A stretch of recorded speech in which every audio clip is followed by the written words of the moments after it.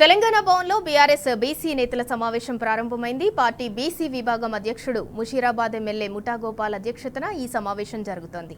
రాష్ట్రంలో బీసీ కులగణన, స్థానిక సంస్థల ఎన్నికల్లో బీసీలకు 42% రిజర్వేషన్ అమలు సాధనతో పాటు భవిష్యత్తు కార్యాచరణపై చర్చిస్తున్నారు. పార్టీ వర్కింగ్ ప్రెసిడెంట్ కేటీఆర్ వారికి దిశానిర్దేశం చేస్తున్నారు.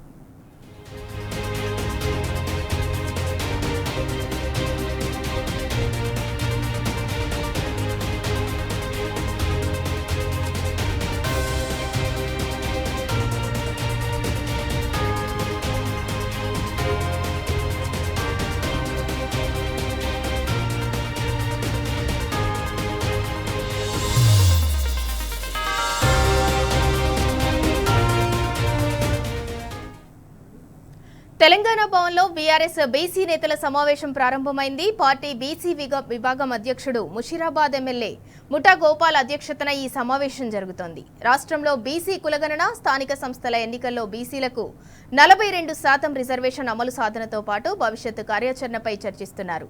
పార్టీ వర్కింగ్ ప్రెసిడెంట్ కేటీఆర్ వారికి దిశానిర్దేశం చేస్తున్నారు.